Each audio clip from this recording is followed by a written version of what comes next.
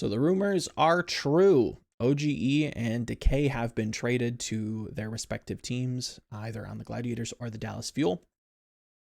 And I wanted to kind of talk about the winners and losers and my kind of questions and my kind of takes on the moves and the trade in general. Overall, to kind of get this out of the way, I definitely think Dallas has won this trade. I think they come out head and shoulders above Gladiators here. And we'll get into exactly why that is, but thanks for coming to the channel. Hello, if you're new. I'm Volumel. I do a little bit of writing and some content creation. So yeah, if you like the stuff that you see, let me know. And if there's ever a piece of content that you would like me to do or have a question to answer, let me know. And I'd love to at least put my 2 cents in. So thanks for coming in, and let's talk about Decay, because this is a player who I don't think has been given necessarily a fair shake. I think he had a lot of expectations coming into the Gladiators, and I personally think that he's met those expectations. I do think he has, but I don't think the community thinks he has, and I think that's going to cloud a lot of what you see on Reddit and you see on Twitter, that people are maybe a little bit skeptical with how his performance on the Gladiators ended up shaping out. I think in general they had a hard time integrating him into the roster because he was turning 18 a little bit later than the season start had planned, and the meta still was to be figured out. Now, did he adapt quickly to the meta and really kind of picked up Zarya within the Gladiators playbook? I do think so, and I think that says a lot about him as a player.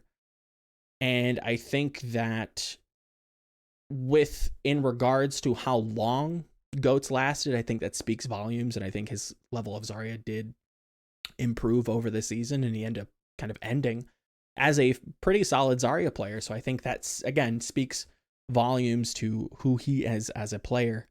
And moving into the Dallas Fuel, a team that historically, even going back to Team Envious and Apex and MLG era, this is a team that has lacked a consistent, let's say, flex DPS player that has high ceilings. They had this player in effect, but again, unfortunately, that relationship was unable to be maintained, let's say.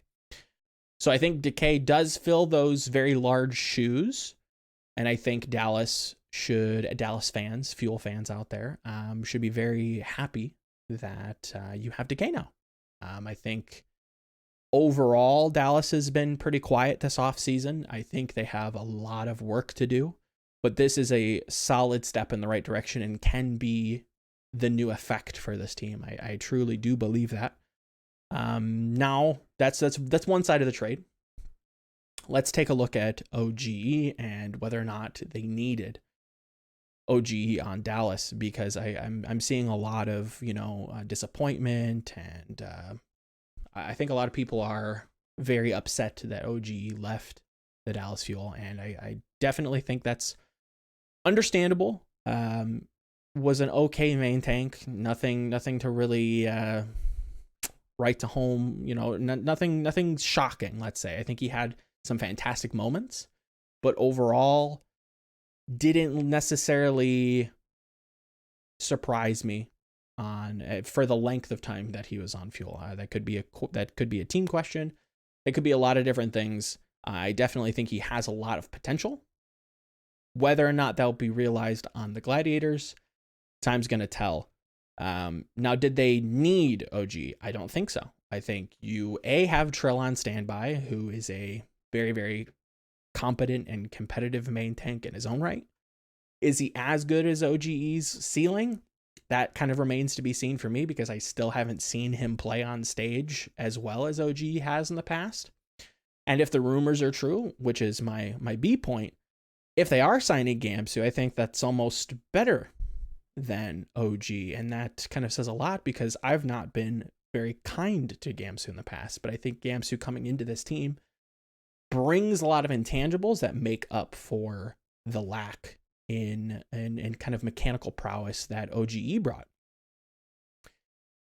And with a young, kind of historic, nostalgic team, I think you do need some in-game leadership. I think you do need a strong veteran presence to kind of help lead Decay, lead other Korean players that might be in there to help bolster and lend a hand to Closer's voice if he's still calling for this team.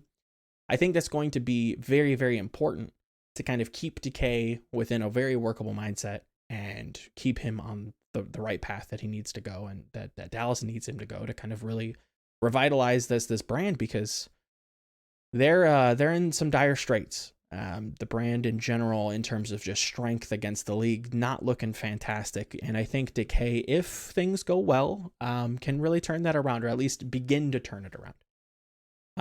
As for Gladiators, not a ton of movement. So it's tough to say exactly how well OGE is going to do with the Glads. I don't think it's a terrible start. I think you're probably going to want to build mostly Korean around him. But we will see. I think in general, Dallas has won this trade. I think that Decay is much more interesting. I do have to wonder, though, why Gladiators are letting him go if the reports are true that he was, or if the rumors were true that he was paid as much money as he was.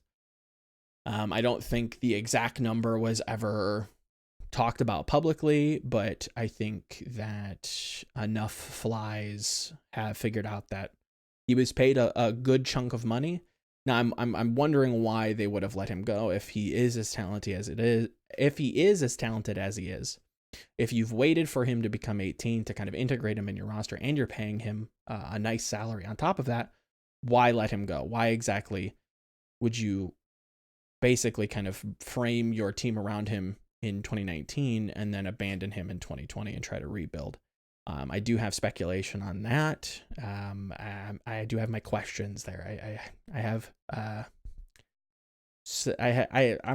not feeling it. I don't know.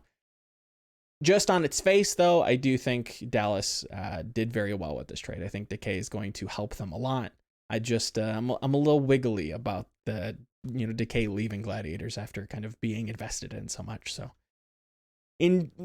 that's kind of where my head's at. I don't think Decay really got to show how good he was. I think he has a chance to do that on Dallas. Whether or not they realize that potential with him is up in the air. Same thing goes with OG. If I think he does have a lot of room to grow, a lot of potential left to show, and I don't know if that's going to be on the Gladiators, if they're going to be able to facilitate that or not.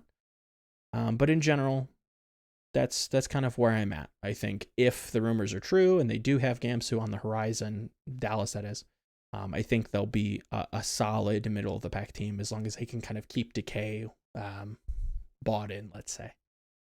So yeah, hopefully that clears things up and gives you a solid base to kind of go forward. I'm excited to see both of these teams in their finished states, and yeah, I'm excited to see what February has for us. So thanks for watching, guys. I appreciate all the love and the continued support.